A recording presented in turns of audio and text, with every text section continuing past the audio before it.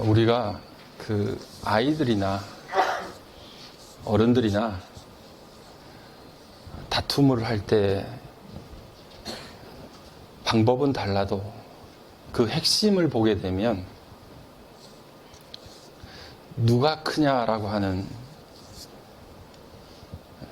그것이 바로 싸움의 본질적인 것이다라고 우리가 생각할 수 있습니다. 다른 점은 아이들은 대놓고 내가 크다 이렇게 이야기하는 것이고, 어른들은 애둘러서 빙빙 돌려서 말을 하는데 잘 살펴보면 그냥 자기가 크다는 이야기예요. 그러니까 애나 어른이나 싸움의 본질을 보게 되면 왜 나를 인정해 주지 않냐, 내가 더 크고 내가 더 높은데 그런 나를 왜 몰라주느냐라고 하는 문제죠.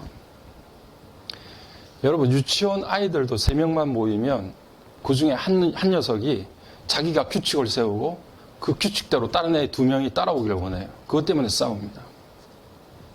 사람들 마음에는 정말 뿌리 깊게 내려져 있는 게 권력욕이에요.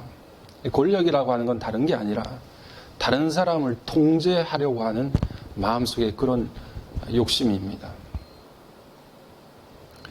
예수님의 제자들이 얼마나 훈련을 많이 받았습니까? 3년 동안이나 예수님 곁에서 그렇게 훈련을 많이 받았는데 3년 동안 훈련받아도 해결되지 않은 문제가 이 문제였잖아요. 우리가 누가복음 22장 말씀을 읽었지만 그 읽은 본문 바로 전에가 무엇입니까? 우리가 연중 몇 번씩 행하는 성찬식을 행할 때 그 성찬식을 예수님께서 행하셨지 않습니까? 마지막 저녁 식사를 제자들과 함께 나누셨거든요. 떡을 나눠주시면서 이게 내 몸이다.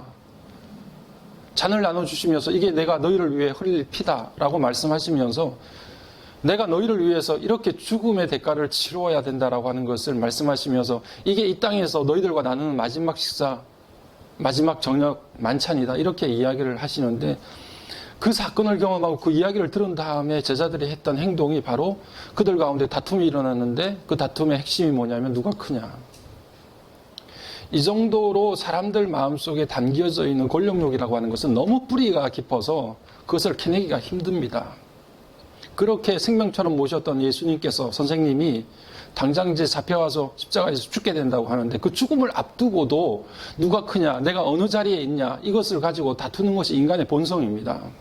그러니까 이게 얼마나 힘들고 어려운 문제예요. 단순간에 해결될 문제가 아니고 우리가 한순간에 머리를 숙인다고 해서 갑자기 겸손해지는 것도 아니고 내가 그렇게 살지 말아야지 이렇게 생각한다고 해서 그런 길을 갈 수 있는 게 아니에요. 불현듯 무의식 중에 생각지도 않은 그 순간에 내 뿌리 깊게 담겨져 있던 그 권력에 대한 야망들이 나도 모르게 막 솟구쳐 나는 거예요. 때와 장소를 가리지 않습니다. 오늘 제자들에게 그런 일이 일어났다는 것은 교회 밖에 그런 일이 일어났다는 게 아니지 않습니까? 교회 안에 그렇게 권력에 대한 뿌리 깊은 욕망들이 우리들 가운데 도사리고 있다는 거예요.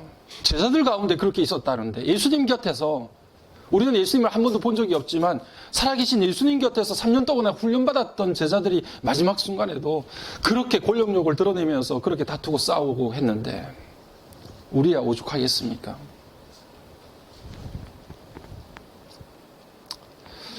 정말 예수의 정신이, 예수의 마음이 우리 곁에서 떠나게 되면 남는 거는 권력욕과 돈밖에 없어요.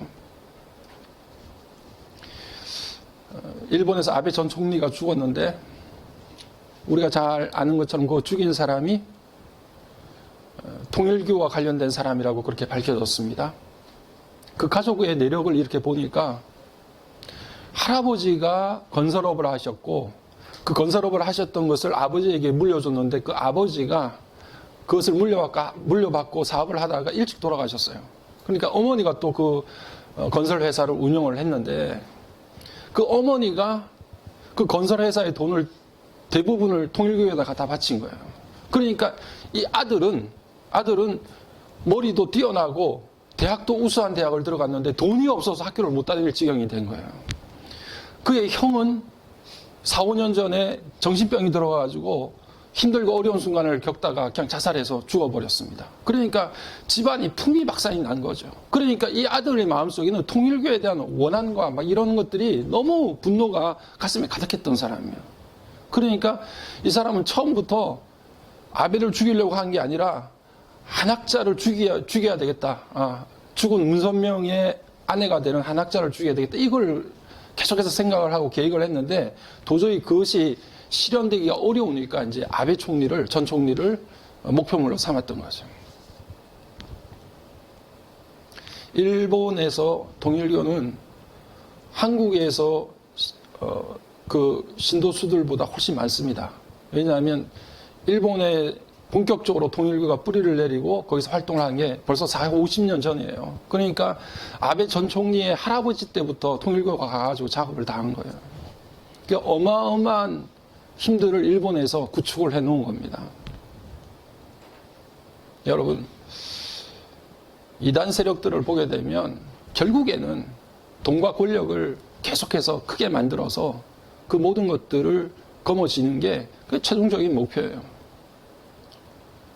신천지가 2020년도에 재산 내역을 밝힌 것을 일간 신문지에 나온 것을 보게 되면, 신문에 나온 것을 보게 되면 2020년도에 이미 신천지의 재산이 5,500억으로 넘었었어요.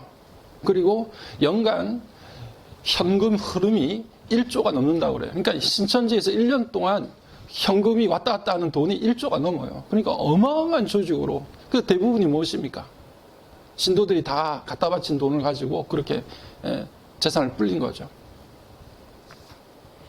참된 예수의 삶이 떠나게 되면 권력과 돈밖에 안 남아요. 그것은 교회도 마찬가지입니다. 그것을 예수님께서 정확하게 지적해내시는 거죠. 그래서 제자들에게 예수님께서 말씀을 하시는데 곰곰이 생각해 보면, 여러분, 이제 당장 예수님이 죽을 때가 됐는데, 돌아가실 때가 됐는데, 그때마저도 제자들이 모여가지고 네가 크냐 내가 크냐 이걸 다투고 싸웠다고 하면 예수님의 마음이 어떻겠어요? 이전에 저희 어머니가 경상도니까 경상도에서 썼던 말 중에 기억나는 말이 제가 있는데, 그 말이 뭐냐 하면, 얘야 덧정 없다, 덧정 없다, 이 말을 많이 써요. 이 덧정 없다라고 하는 게 우리말로 하면 징글징글하다는 거예요. 징그럽다는 거예요. 어떻게 저럴 수가 있냐, 징그럽다, 덧정 없다. 예수님의 마음이 그러지 않겠어요? 야, 이 녀석들 해도 너무한다. 어떻게 바로 저녁에 내가 이제 잡혀서 체포돼가지고 고난받고 죽어야 되는 그 순간까지도 네가 크냐 내가 크냐 이거 가지고 싸우냐. 그런 마음을 가질 법도 한데 예수님께서 제자들에게 다시 불러서 우리가 가지고 있는 힘이라는 게, 권력이라는 게 무엇이 권력이고 무엇이 참된 힘인가를 제자들에게 조목조목 가르쳐줘요. 오늘 우리가 읽었던 본문 내용에서 여러분 25절 말씀부터 한번 우리가 살펴보면 25절부터 27절 말씀까지 여러분 예수님께서 하시는 말씀이에요. 예수께서 이르시되 이방인의 임금들은 그들을 주관하며 그 집권자들은 은인이라 칭함을 받으나 너희는 그렇지 않을지니 너희 중에 큰 자는 젊은 자와 같고 다스리는 자는 섬기는 자와 같을지니라. 앉아서 먹는 자가 크냐 섬기는 자가 크냐, 앉아서 먹는 자가 아니냐. 그러나 나는 섬기는 자로 너희 중에 있노라. 너희들 중에 큰 자가 있다고 하면 젊은 자가 될 것이고, 너희들 중에 정말 뛰어나다고 생각하는 사람이 있다고 하면 그 사람은 섬기는 사람이 돼야 된다, 이렇게 이야기하는데, 우리말 성경에는 이 의미가 정확하게 드러나 있지 않지만 너희들 중에 큰 자가 있냐? 이것을 영어 성경만 보더라도 그 의미가 정확해요. 큰 자는 가장 큰 자예요. greatest라고, 더 greatest라고 이렇게 써 있고, 그렇게 자기가 가장 크다고 생각하는 자, 이 젊은 자라고 번역이 되는데 젊은 자가 아니라 어린 자예요. 내가 가장 크다고 생각하는 자는 가장 어린 자가 되어야 한다. 이게 예수님께서 하신 말씀이에요. 내가 굉장히 위대하고 놀라운 사람이라고 생각하면 가장 연약하고 가장 어린 사람, 더 영이스트가 되어야 된다. 그래야 그 사람이 정말 주님께서 원하시는 그런 사람이다라고 하는 것을, 섬기는 사람이다라고 하는 것을 말씀해 주고 계세요. 우리는 섬김에 대해서 너무 많이 들었어요. 여러분 섬김에 대해서 모르십니까? 이 섬김이라고 하는 말이 헬라말로 디아코노스라고 하는, 디아코니아라고 하는 말인데, 디아코니아라는 말 자체가 디아라라는 말과 코니아라고 하는 말, 이 둘이 합성어인데, 디아라고 하는 말은 뭘 통하다라는 말이고, 코니아라고 하는 말은 먼지를 뜻해요. 그러니까 먼지 속을 헤매면서 다니는 사람을 이야기해요. 그게 섬기는 사람이에요. 먼지 나도록 뛰어다니는 사람, 그 사람이 섬기는 일을 하는 사람인데, 그 사람, 그렇게 섬기는 사람을 디아코노스라고 이야기해요. 그것이 바로 이후에 집사를 뜻하는 말이 됐어요. 여러분, 정말 우리 주님께서는 그렇게 섬김의 삶이 주님께서 원하시는 삶이라고 하는 것을 우리들에게 분명하게 증거해 주시는데, 27절 말씀을 우리가 다시 한번 이렇게 살펴보게 되면 예수님께서 그렇게 말씀하세요. 제자들에게, 야, 너희들 중에 앉아서 먹는 자가 크냐 아니면 옆에서 시중 드는 자가 크냐? 우리는 다 알죠. 앉아서 먹는 사람이 높은 사람이죠. 옆에서 서빙하고 시중 드는 사람은 종이죠. 그런데 예수님께서 그렇게 딱 끝나는 게 아니라 나는 너희들 중에 섬기는 자로 있느니라 이렇게 말씀하세요. 다시 말하면 예수님은 앉아서 먹는 자로 있다는 말입니까? 아니면 옆에서 서빙하는 시중 드는 사람으로 있다는 것입니까? 예수님께서는 나는 너희들 중에 시중 드는 웨이터로, 너희들 음식을 챙겨주는 섬기는 사람으로 너희들 가운데 있다 이렇게 말씀하시는 거예요. 그러니까 여러분, 예수님을 만나려고 하면 어디로 가야 돼요? 앉아서 먹는 사람들에게로 가야 예수님을 만날 수 있습니까? 아니면 앉아서 먹는 이들을 섬기는, 시중 드는 그 사람들에게로 가야 예수님을 만날 수 있습니까? 우리가 예수님을 적어도 찾고 발견하려고 하면 앉아서 먹는 사람, 그렇게 크게 생각하는, 우리가 크다라고 이야기하는 사람들이 아니라 그 사람들을 섬기는 정말 작은 사람들에게로 가야 그곳에서 예수님을 만날 수 있다. 예수님을 만나려고 하면 섬김의 자리로 들어가야, 왜냐하면 내가 거기에 있다라고 말씀하셨으니까 거기로 가야 예수를 만날 수 있는데 거기를 가지를 않아요. 누가 크냐라고 하는 이 토론과 논쟁 속에 우리가 휘말려서 그것을 찾지 않습니다. 오늘 예수님께서 그렇게 그들에게 말씀하시는 거죠. 오늘 여러분, 우리 다빈 공동체는 섬김의 자리로 내려가서 그곳에 계신 예수님을 우리 다 발견하고 만나기를 주의 이름으로 간절히 축복합니다. 제자들에게 그렇게 말씀하시면서 정말 우리로서는 정말 이해가 되지 않는데, 마지막 돌아가시기 직전까지도 예수의 길이 뭔지, 하나님의 자녀된 삶이 뭔지를 조목조목 이야기를 해주고 계시는데, 그런 예수님께서 다시 눈길을 베드로에게로 돌리세요. 베드로야 라고 이야기를 하시면서 오늘 우리가 읽었던 31절 말씀, 31절 말씀을 보면 이렇게 말씀을 합니다. 시몬아 시몬아 보라 사탄이 너희를 밀가부르듯 하려고 요구하였으나, 이렇게 말씀을 하고 계세요. 여러분, 이 밀가부르듯 한다라고 하는 말이 연세 드신 분들은 금방 이해가 될 수 있는 말인데, 젊은 우리 청년들이나 나이 어린 분들은 이해하기가 참 어려워요. 왜냐하면 이 시골에서 키질을 하는 것을 우리가 이렇게 연상을 하면 밀가부르듯 한다라고 하는 게 어떤 것인지를 금방 알 수 있거든요. 이 키질을 할 때 공중으로 이렇게 곡식을 날리잖아요. 그러면 죽정이는 날아가고 알곡은 그대로 이 키에 남게 되잖아요. 그래서 이제 죽정이와 알곡을 이렇게 구별하게끔 만드는 게 키질인데, 이 키질을 한다는 거예요.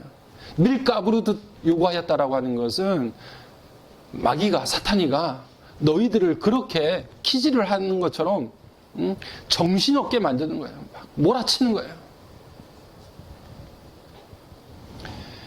제가 이 놀이공원 가서 이런 거 잘 안 타는데, 언젠가 한번 정신이 이상해졌는지 나도 저걸 한번 탈까 이렇게 해가지고 서울대공원에 가가지고 88열차를 한번 탄 적이 있어요.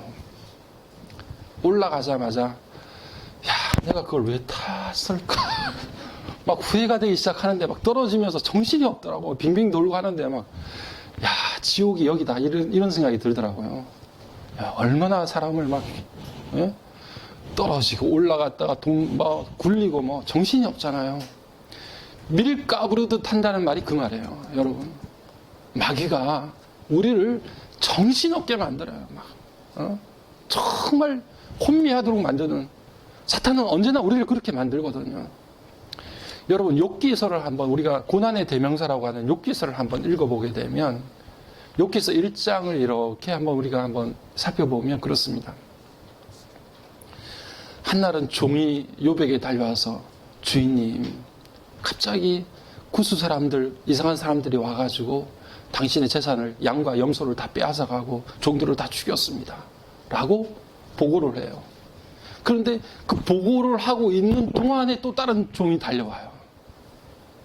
주인님, 갑자기 하늘에서 불이 떨어져가지고 당신의 가축들이 다 죽고 종들도 죽어버렸습니다. 그 보고를 하고 있는데 그 이야기를 하는 중에 또 다른 종이 달려와요.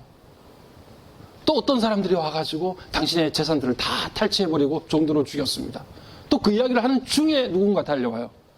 당신의 자녀들이 한자리에 앉아가지고 다 식사를 하고 있었는데 갑자기 바람이 불어가지고 내기둥을 쳐가지고 집이 무너져서 당신의 자녀들이 한꺼번에 다 죽게 됐습니다.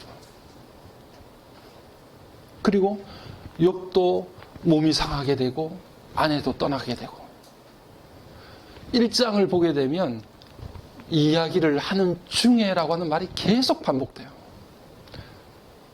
주인에게 와서 그런 이야기를 하는 도중에 또 누군가가 와서 또 어떤 일을 이야기하는 거예요. 겹겹이 쌓입니다. 정신을 차릴 수 있겠어요, 없겠어요?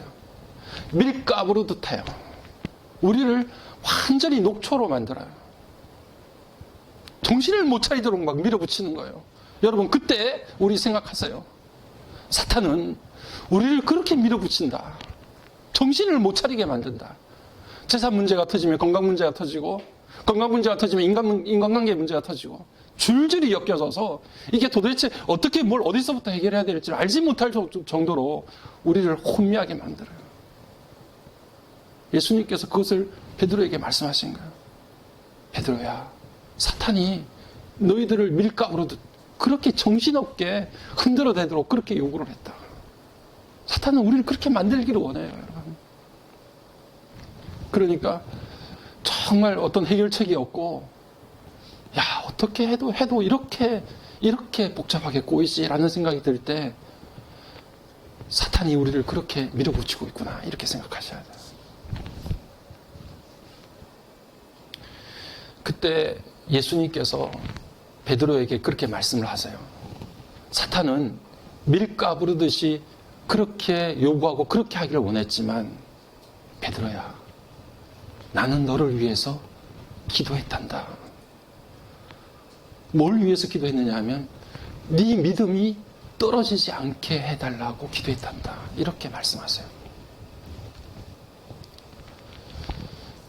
요즘에 새벽에 히브리서 말씀을 함께 나누고 있거든요. 우리가 잘 아는 히브리서 11장 말씀 함께 나누면서 그런 생각이 들더라고요. 여러분, 정말 히브리서 11장에 나오는 사람들을 이렇게 쳐다보게 되면 우리와는 견줄 수 없는, 비교할 수 없는 엄청나게 큰 어려움과 고통 가운데 시름했던 믿음의 사람들이 수도 없이 열거되어 있더라고요. 그런데 그 사람들의 면면을 이렇게 한 절 한 절 읽어 나가다 보니 우리가 아는 것처럼 그 사람들의 삶 가운데 빼놓을 수 없는 단어 하나가 바로 믿음이더라고요. 정말 힘들고 어려운 순간순간들을 겪어냈던 수없는 믿음의 사람들의 이름이 적혀져 있는데, 그들이 겪었던 어려움들은 우리가 생각할 수도 없는 엄청난 큰 고통과 아픔인데도 그들이 견디고 나갈 수 있었던 것은 믿음밖에 없더라고. 그러니까 다시 생각해보니 우리가 정말 힘들고 못 살겠다, 정말 더 이상은 안 되겠다라고 생각하는 것이, 우리가 정말 힘들고 어렵고 돈이 없고 소망하고 바라는 것들이 안 되고 인간관계가 깨지고 뭐 이런 것들 때문에 못 사는 것이 아니라, 다시 생각해서 바꾸어서 생각해 보니까 우리에게 믿음이 없어서 못 사는 거구나, 이런 생각이 들더라고요. 다른 것이 어려워서 못 사는 게 아니라 우리 가운데 믿음이 없어서 못 사는 거구나. 그래서 정말 죽을 지경이 됐구나, 이런 생각이 들더라고요. 그것을 예수님께서 아셨던 거죠. 그것을 예수님이 아셨어요. 베드로야, 베드로야, 내가 너를 믿음이 떨어지지 않기를 기도하여 노라. 이렇게 말씀하셨어요. 아무리 힘들어도 믿음만 안 떨어지면, 우리 가운데 믿음만 넘어지지 않고 믿음만 무너지지 않으면 살 수 있단다. 그러니까 예수님께서 다른 여러 가지 기도 제목이 아니라 딱 한 가지, 베드로의 믿음이 떨어지지 않기를 기도하신 거예요. 여러분, 우리는 뭐 말은 안 하지만 주일날 이렇게 앉아서 예배를 드리지만 여러분들의 마음속에 여러분을 고통스럽게 만드는 어떤 기도 제목들이 얼마나 많습니까? 여전히 해결되지 않고 여전히 채워지지 않는 우리의 기도 제목들. 일주일 내내 살면서 마음을 부글부글 끓게 만들었던 것들이 얼마나 많습니까? 그래도 여러분, 믿음만 쓰러지지 않으면, 우리 가운데 믿음만 세워지면 살아갈 방법이 생겨요. 주님이 우리를 그렇게 인도해 주시는 그 귀한 역사가 믿음을 통해서 나타나요. 예수님이 베드로를 위해서 기도해 주신다고 말씀하셨잖아요. 오늘 우리 성경 잠깐 한번 읽어보겠는데요. 여러분, 로마서 8장 34절, 히브리서 7장 25절 말씀을 우리 잠깐 화면을 보면서 같이 읽어봅시다. 로마서 8장 33절 시작. 누가 정죄하리요? 죽으실 뿐 아니라 다시 살아나신 이는 그리스도 예수시니 그는 하나님 우편에 계신 자요 우리를 위하여 간구하시는 자신이라. 히브리서 7장 25절. 그러므로 자기를 힘입어 하나님께 나아가는 자들을 온전히 구원하실 수 있으니 이는 그가 항상 살아계셔서 그들을 위하여 간구하심이라. 아멘. 우리를 위해서 항상 기도하시겠다고 하는 그 예수님의 기도가 베드로를 위해서 기도하셨던 그 기도로 하나님 앞에 드려졌고, 그 기도를 통해서 베드로가 우리가 읽었던 것처럼 한날 한시에 3번씩이나 예수를 그렇게 모질게 부인하고 부정했던 그 베드로를 이렇게 세워줘서 다시 믿음의 삶을 살 수 있도록 만들 수 있었다고 하면, 저와 여러분 아무리 낙심하고 절망하고 좌절해도 우리 주님이 이렇게 항상 기도하신다는데 그 주님의 기도가 우리의 삶을 일으켜 세워주기에 충분한 기도임을 여러분 확신하시기를 바랍니다. 제가 언젠가 그런 말씀을 드렸는데요. 저희 어머니가 살아계실 때 정말 집안이 힘들고 어려우면 어머니가 저를 데리고 시골 교회로 이렇게 데려가지고 밤새도록 기도를 하시는데, 저는 어려서 뭐 기도하시나 보다 하고 옆에서 엎드려서 그냥 누워서 이불 깔아주니까 잠을 자는데, 찾아보면 중얼중얼하고 훌쩍거리는 소리가 나서 어릴 때 눈을 떠보면 어머니는 계속해서 거기서 훌쩍거리면서 기도를 하시더라고요. 그러다가 그 모습 보다가 또 어릴 때니까 그냥 또 잠이 들어요. 잠이 들다가 또 귓가에 무슨 소리가 들리는 듯해서 눈을 떠보면 거기에서 여전히 훌쩍거리면서 기도를 하고 계시더라고요. 그래서 제가 나중에 생각을 해보니까 그 어머니의 기도는 바위 기도다, 바위 기도. 아무리 비바람, 모진바람 불어쳐도 꿈쩍하질 않아, 그 자리에서. 나는 어리고 부족해서 그냥 잠이 들고 또 잠깐 깼다가 보고 또 잠이 들지만은 어머니의 기도는 바위 기도처럼 꿈쩍을 하지 않아요.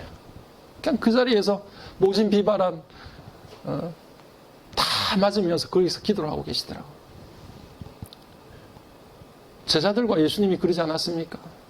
오늘 우리가 읽었던 본문 다음에 겟세마네 동산에 가서 기도하시는데 제자들은 가서 다 졸고 자잖아요. 예수님이 깨워서 이렇게 들어보니까 예수님은 거기서 기도하고 계시고, 또 졸은 녀석들을 깨워서 기도하라고 하니까 또 예수님은 거기서 기도하고 계시고, 우리는 부족하고 연약해서 그렇게 기도하지 못하고 연약한 가운데 있지만 주님은 그렇게 기도하셔요. 어머니의 기도가 생각이 나서 가끔 가다가 그렇게 마음속으로 기도하기도 해요. 어머니 이 땅에서 그렇게 기도하셨던 것처럼 천국에서도 저를 위해서 좀 기도해 주세요. 이런 마음을 가질 때가 있단 말이에요.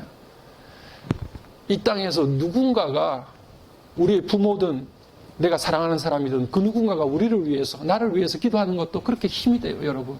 그런데 우리가 믿고 의지하는 주님께서 우리를 위해서 항상 기도하신대. 내 믿음이 떨어지지 않기를 내가 간구하노라. 그렇게 기도하신다는 거예요.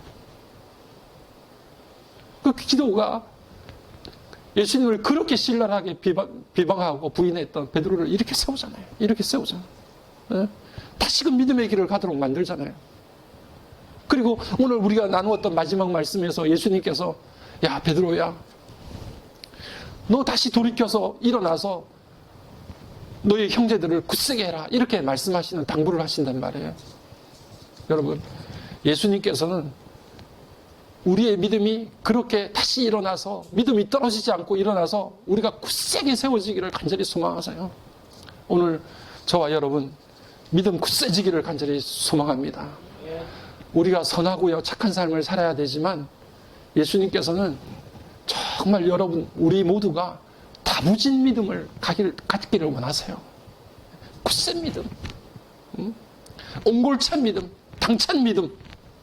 여러분 아무리 마귀 사탄이가 우리를 밀가부르듯이 하려고 그렇게 뒤흔들어대도 정신을 똑바로 차리고 믿음 부여잡고 다른 사람이 아니라 주님이 내 믿음이 떨어지지 않기를 위해서 곁에서 간구하고 기도하고 계시는데 그 주님 의지하고 그 믿음 붙잡고 굳세게 일어날 수 있는 그런 역사가 우리 주님이 우리 가운데 지금 베드로를 통해서 말씀하고 계시는 거예요.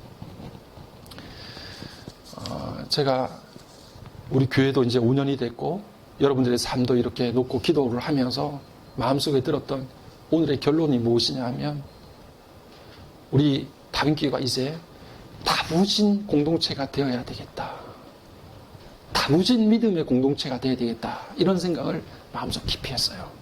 여러분 우리가 정말 선하고 착하게 사는 것도 하나님 앞에 정말 중요하지만 아무리 흔들어대도 다부진 믿음 가지고 견고하게 나가는 그런 믿음의 사람들 되는 거 우리 주님이 원하세요. 그러니까 베드로에게 마지막 당부한 게 주위의 형제들을 굳세게 해라. 흔들리지 않도록 굳게 세워라. 그것을 베드로에게 당부하시는 거예요. 오늘 우리 주님이 그렇게 우리에게 말씀하시고 들려주고 계시는데 우리가 다음 세대를 놓고 기도하고 또 우리가 어린아이들을 위해서 이렇게 성경 캠프 준비하고 하는 모든 것들 가운데 이 일들이 이루어지기 위해서는 여러분 굳센 믿음이 필요한 거예요. 다부진 믿음이 필요한 거예요. 예? 견딜 수 있는 믿음이 필요한 거예요. 저는 우리 하나님께서 반드시 우리들 가운데 그런 놀라운 역사를 일으켜 주실 줄로 믿습니다. 그 믿음 흔들리지 말고 전진할 때 오늘 베드로는 그때 주신 말씀을 가슴에 깊이 새겼어요.